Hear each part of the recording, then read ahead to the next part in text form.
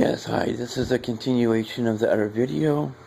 And so this is part 2 of the other video that I just did.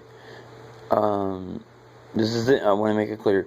This is not part 2 of the very beginning one video that I did in the very beginning. But this is just part 2 of this video I just did. I should have said the other video was part 1, but I messed up. Anyways, I want to say for you kids out there, if you've been groped or touched in the wrong way, please report to somebody who you can trust. Report to somebody who you can confide in, and somebody who you can talk to. Myself, I'm past the crying stage. It's hard for me to talk to. Talk about. I've had my crying stages for many years. Sometimes I do get emotional about it.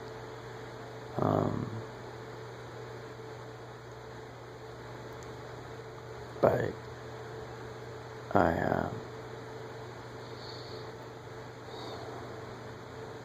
sorry.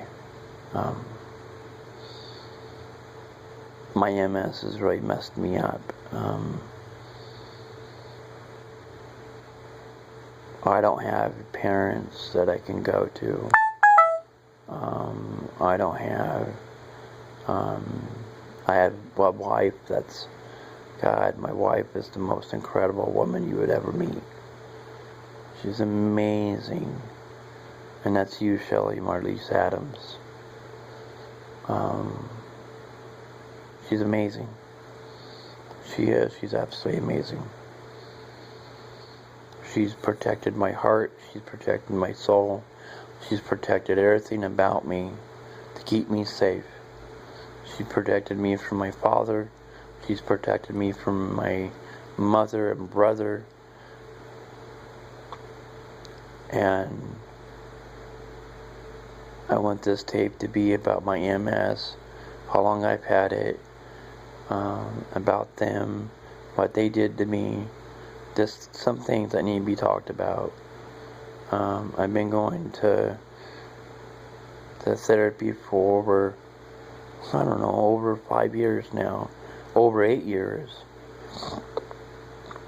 And there's only one therapist that ever helped me, but I had to stop seeing her because my insurance wouldn't pay for it anymore, and plus now I'm in a different state.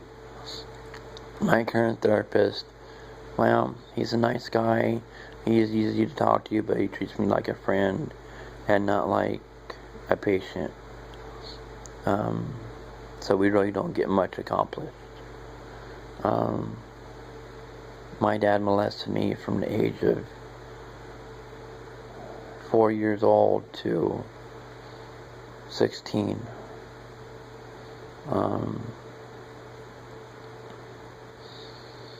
I had a little bit of time where, for whatever reason, when I can't remember, I'm still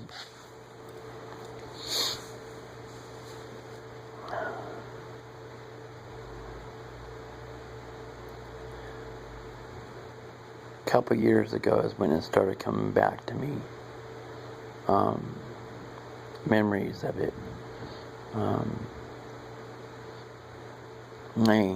As my therapist has explained, it's my brain letting me remember what happened to me, because my brain knows I can handle it now, and it knew I couldn't handle it back then.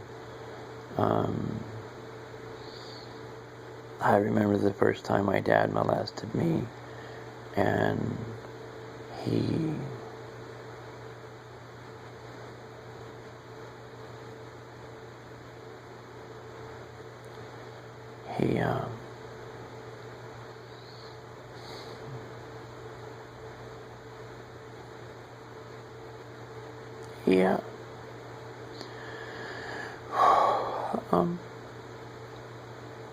he took me into a room after the birthday candles were lit, and said, I got a surprise for you, but I need you to do something for me.